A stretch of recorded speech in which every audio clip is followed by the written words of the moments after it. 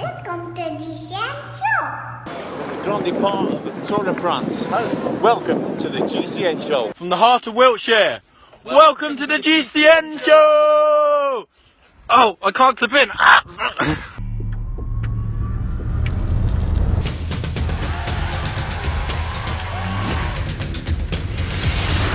Welcome to the GCN Show. Coming up this week, we ask the question, is the Tour de France more dangerous than it's ever been? Plus, we wrap up the first couple of stages of that race and the first 3 stages of the Giro Rosa. And we've got all of your hacks and bodges, including an absolutely amazing looking homemade carbon fibre bike, plus your regular favourites, Caption of the Week, Comment of the Week. We've got it all. Nice beard, Dan. Are you trying to impersonate me with that beard and haircut? Yeah. See, I thought I'd be more successful with women if I tried to look more like Dan, but it turns out you don't. Well, that was a silly thing to think. Are you Daniel Lloyd? I am actually, yeah. Do you watch GCN, do you? No. Caption competition time now. Last week's photo was this one of Yves Lampaert on the podium of the Belgian Individual Time Trial Championships. And the winner is... Jim Swales with this caption. Oh no, that was the glue pot, not the gel. Now, we know that there were plenty of you who came up with captions identical or similar, but we chose Jim at random. So Jim, do get in touch and we will get your prize sent out to you. Yep. This week's photo, you might want to close your eyes, but you won't win the competition then, so you might want to open them. But you'll get what I mean in just a few moments' time. This is a picture of Matt Stevens and Cy Richardson next to a truck. I'm going to get you started. Cy, are you smuggling some budgies, or are you just pleased to see me? I haven't wanted to open my eyes to look at the photo, but Dan has painted a clear picture of what it might be. Yeah. We'll put in the comment section just down below your best captions. We shall trawl through them all this time next week and decide which one we think is best. With crashes for Sam Bennett, Edvald Boasson-Hagen, Michael Morkov, and 2 crashes in just 2 stages for Alberto Contador, I think, Dan, the question has to be asked, is the Tour de France more dangerous than ever before? Well, let's look into it, shall we? A look at Contador's crash on stage 1 appears to suggest it wasn't really anybody's fault but his own. Yes, the peloton was very nervous, they were at very high speed, but Contador was right at the head of affairs, just where we normally say it's safest to be. Yeah, and if we look back at Contador's previous record, in 2011 he crashed twice, in 2013 he crashed once, he crashed out of the race entirely in 2014, and he crashed twice again last year. Yeah, so I guess what we're asking is Contador's misfortune, not actually misfortune at all. Well, I guess a good case in point is his superstar teammate at Tinkoff, Peter Sagan. Now, Sagan won on Sunday and went into the yellow jersey, but in the post-race press conferences, he said that riders in the modern peloton have a significant lack of respect, that they're taking their brains out and taking all sorts of unnecessary risks. And he says that's changed significantly in just the 6 years that he's been a pro.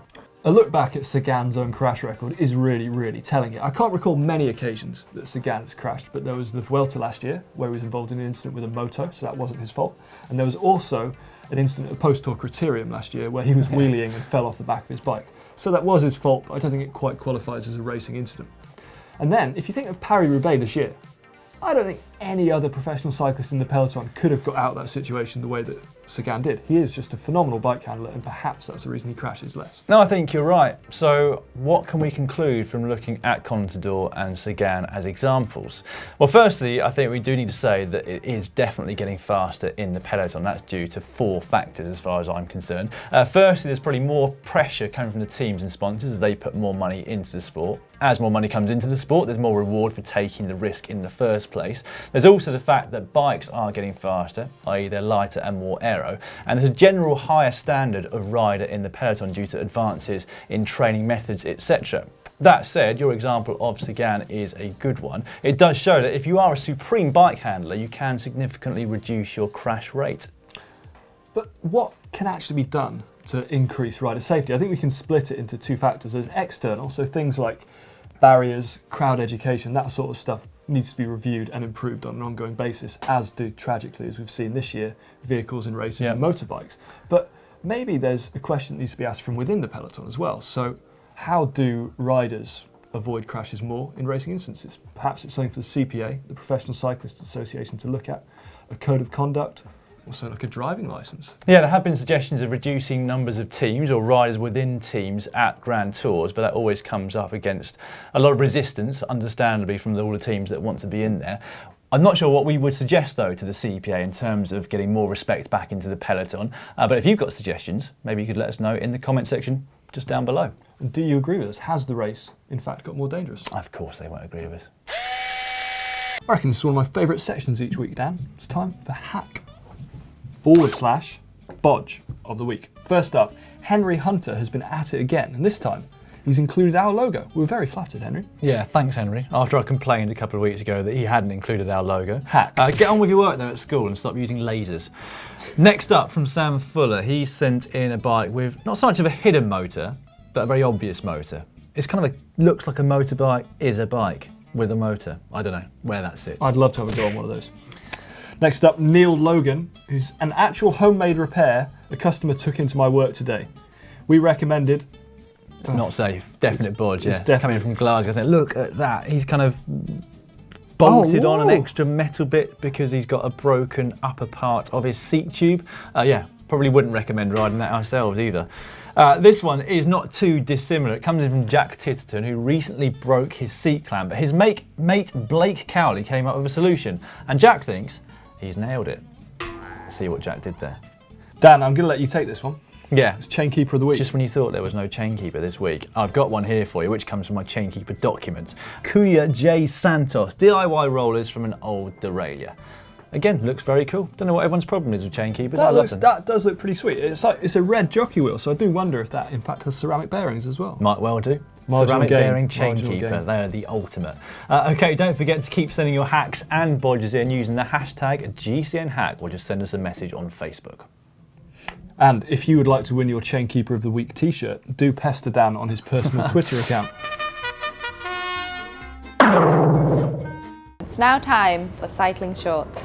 We shall start cycling shorts this week with a really great idea that's come from Brian Tromberg over in Idaho. Now, we've had a lot of Kickstarter campaigns and crowdfunding campaigns for tech innovations here on GCN over the past year or two, but this is the first time that we have seen a crowd-funded race, and that is exactly what Brian has managed to do in his hometown. He's raised enough money not only to put the race on and organise it, albeit with him being a volunteer that's not paid, but also he's raised enough that all the entry fees are free, i.e. there are no fees, which is pretty cool. That's a really cool idea. Now, you will all have no doubt seen Sai's first look at Shimano's new Dura Ace group sets.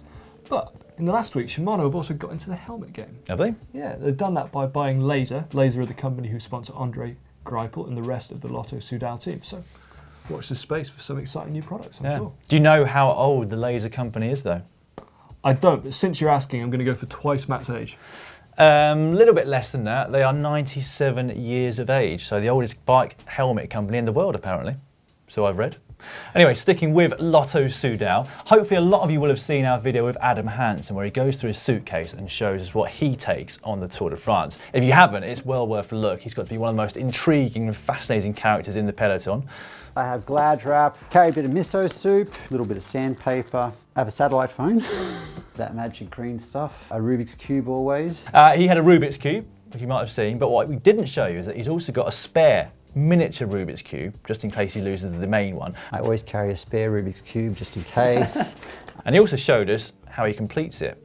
Unfortunately though, Adam, you took 2 minutes and 17 or 16 seconds to complete the Rubik's Cube, albeit he showed off in the last 12 seconds by not even looking at it. But that is slower than Marc Cavendish, who only took 1 minute and 50 seconds on camera last year. So I think Adam is going to want to do that again. He was more nervous and up for that than stage one of the Tour de France. It was. We should probably round up the various team name and team kit changes that have happened ahead of the Tour. Giant Alpecin have done something really cool, so they've gone for a white team kit, which signifies, I guess, almost a rebirth after their horrendous training crash that took out a lot of the team earlier this year. Yeah, looks really smart, but I can also tell you that there's some new material in their kit as well, and you'll find out more about that in an upcoming GCN video.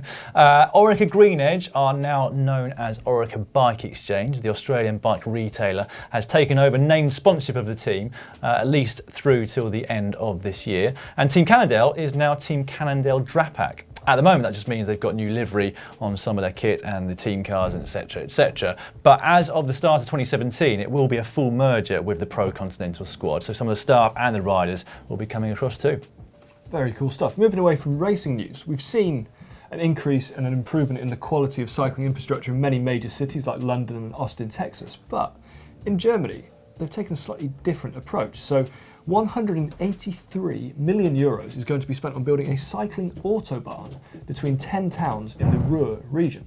So this begs the question, is it going to change how people get around on medium to long distance trips? So will they start taking bikes or e-bikes on longer distances instead of cars now that the infrastructure exists? Well, I guess they might well do. Yeah, we know it's possible because many of you go long distances by bike every day to work. Yeah.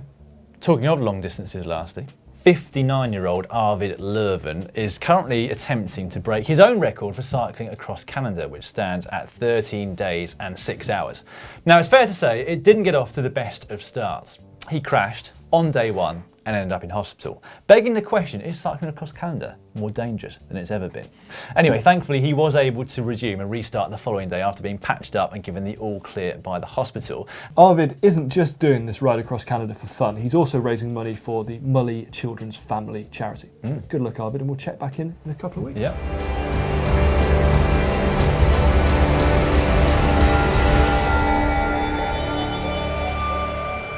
The big news in the world of tech in cycling last week came from Japanese giant Shimano, who released their all-new Giro Ace group sets. You probably will have seen the videos on the channel by now, but Sai was there on hand on the ground to take a first look. What you don't know though is that not only did he take a first look, the lucky little blighter also got a first ride on it as well.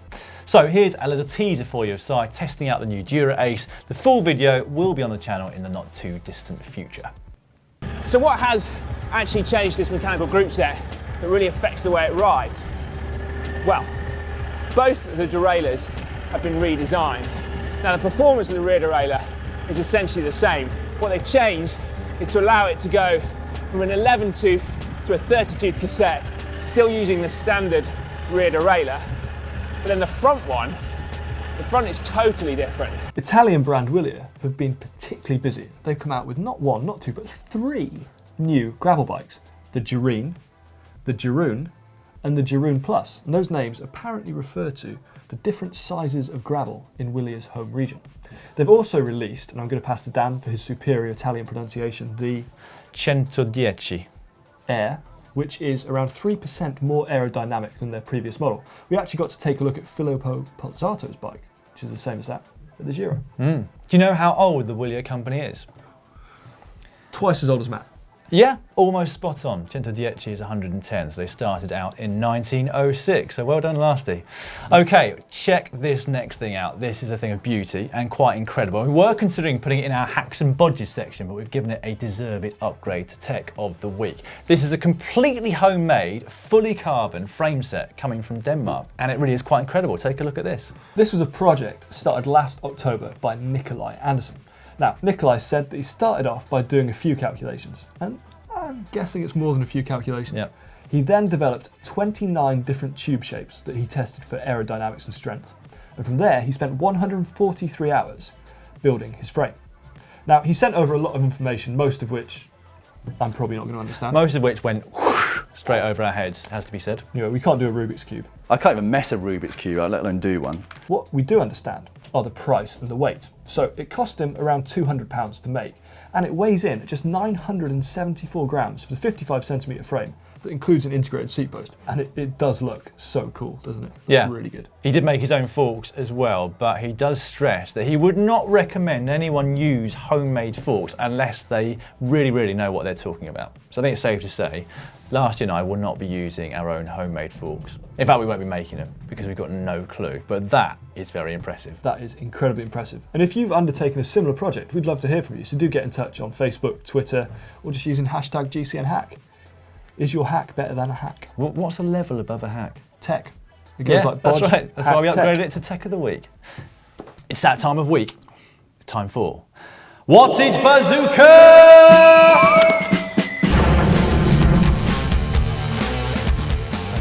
Okay, this week we are going to start with our viewer nomination. The person who nominated was Branislav Poldorf.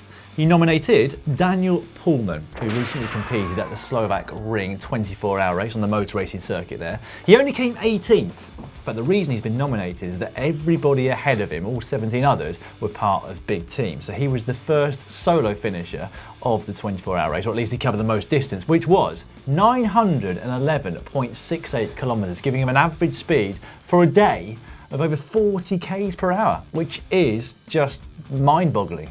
Yeah, most of us can't do that for an hour. That's incredible. Respect, Dan. Yeah. Last week we did say that whoever won this week's What is Bazooka once again received one of our special t-shirts. We have no idea whether Daniel's a GCN viewer or not, but if he's not, if you know him, please get in contact with us and we'll send it out to him in the post. We certainly will. Moving on to the Pro Wattage Bazooka, we're going to the mountain bike cross-country eliminator, and newly crowned world champion Daniel Faderspiel posted this picture of his Garmin after an hour and a half sprint training. So, maximum wattage, you ready for it? 2,242 watts. That's incredible. Yeah, well, as is the normalised power of 384 watts for an hour and a half. That guy has got some power. Well deserved. Yeah. Don't forget that if you want to nominate somebody next week for What is Bazooka, it can be a pro if you want, or it can be an amateur rider. All you've got to do is use this hashtag on social media, which we'll be checking this time next week. Two big races got started at the weekend, the Tour de France and the 9-day Giro Rosa. Yep, the Tour kicked off in Normandy with a sprinters stage, starting at the picturesque Mont Saint-Michel and finishing up in Utah Beach. Now, crosswinds did play a little bit of a factor, as much for making the peloton nervous as for actually splitting it at all. And as we've already mentioned, Alberto Contador did crash quite badly into his central reservation with his shoulder. Did look painful. It did. Matt's predictions going well then? Yeah, very well. Anyway, with the break caught, it was time for the sprinters team to do their job, and it came down to a really good sprint with Marc Cavendish, a resurgent Marc Cavendish, taking the stage win and the yellow jersey, which is his first ever yellow jersey, something that I found quite hard to believe. Yeah, it is really. 27th stage win for the Manxman. But what I thought was particularly good about the finish on stage one was that it was a clean drag race amongst the best sprinters in the world. Yes, there was a crash with a few hundred metres to go, but it didn't affect the big names. So we saw Kittel, Greipel, Sagan and Cav just go to the line. Hell for leather, and Cav came out on top. Clearly the track training for the Rio Olympics is paying off. Certainly is. Stage 2 was a rather lumpier affair and actually featured a hilltop finish. Contador unfortunately crashed again and lost 49 seconds this time. Matt's predictions going well then? The overall, Alberto Contador. Richie Porte, another one of the overall favourites, lost over 2 minutes after he had to take a wheel change from neutral service. But up at the front it was very much business as usual. Peter Sagan took the stage win and the yellow jersey. Again, it's his first career yellow jersey, although he didn't think he'd won either, saying that he thought there was still a rider or two up the road. Yeah, I wasn't sure whether I believed him when he said that. He certainly sprinted very, very fast. Anyway, I did particularly like the quote that he gave after the stage, which I read on Cycling Tips Twitter. When asked how long he could keep the yellow jersey for, he responded by saying, "I don't care. If I haven't got yellow, I'll probably have green. And if I don't have green, I will have the rainbow jersey." Which, I think, is a fair point from the world champion.